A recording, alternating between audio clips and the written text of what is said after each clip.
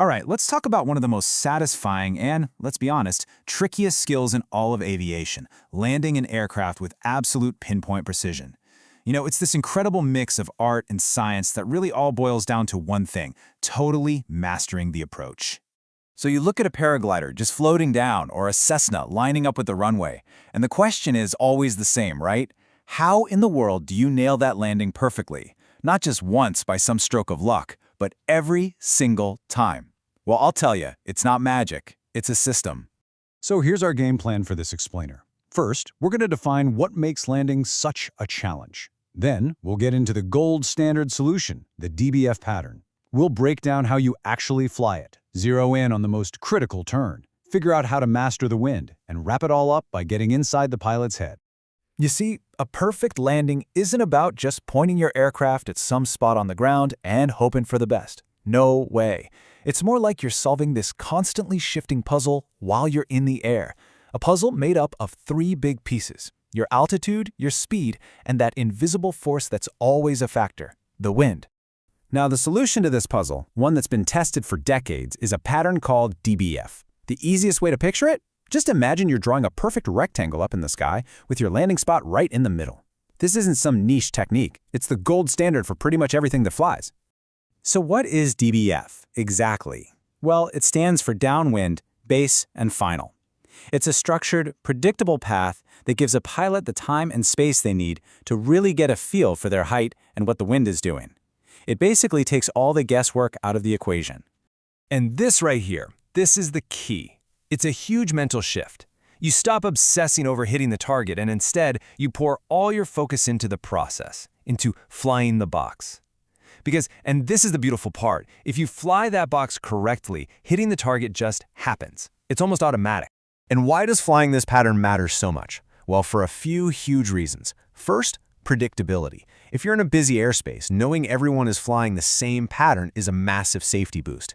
Second, wind awareness. You actually get to feel what the wind is doing to you before you commit to that final approach. And third, consistency. It turns what could be a chaotic moment into a repeatable, reliable process. Okay, so let's break this down.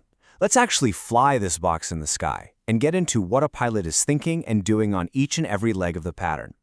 So first up is the downwind leg. Think of this as your reconnaissance lap. You're flying parallel to your landing zone with the wind at your back, so your ground speed is going to feel pretty quick. This is where you're checking your height, usually aiming for about 200 to 300 feet. Then, you make a 90-degree turn onto your base leg, flying across the wind. This is your altitude adjustment phase. If you're too high, you just fly this leg a little longer. A little too low, you cut the corner and turn sooner. And finally, one more 90-degree turn puts you on final, flying straight into the wind. This is it. This is the commitment. No more big turns. You're just stabilizing your glide, locking in your airspeed, and getting ready to touch down. We've flown downwind, we've flown base, but here's the million-dollar question. How do you know exactly when to make that last critical turn onto final?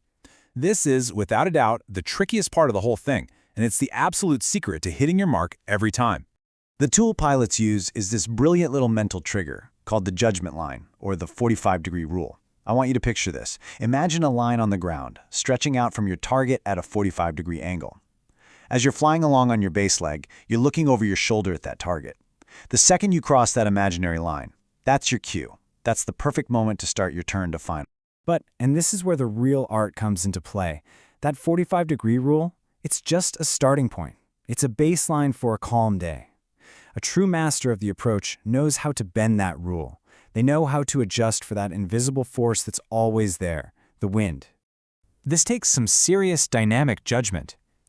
On a day with light winds, your speed over the ground is going to be pretty fast on final, so you actually have to wait longer to make that turn, using a steeper angle, maybe closer to 30 degrees.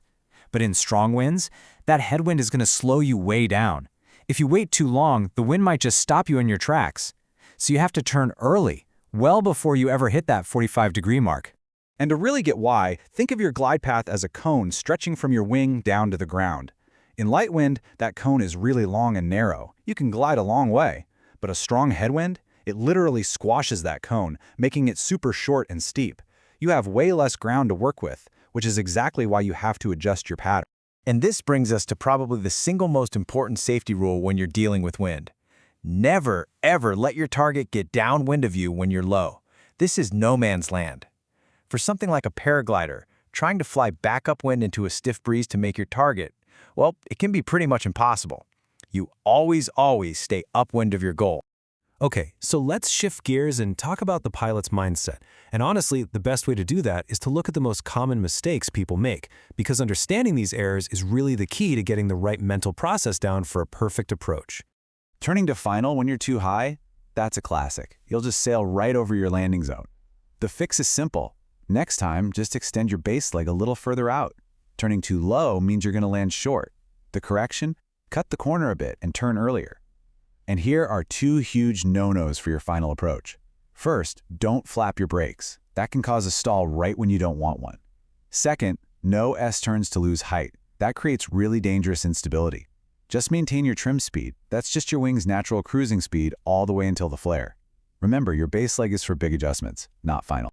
So really, it all comes down to this internal monologue, this mental script that a pilot is running on every single approach. Where is the target? How fast am I moving sideways? Am I at the 45? And then that decisive moment. Turn now. It's this constant focused loop of observing, judging, and acting. The next time you see a perfect landing, you'll know it wasn't luck. It was the result of flying the box. And it really makes you wonder, what other complex skills could we all master just by breaking them down into a simple, repeatable process?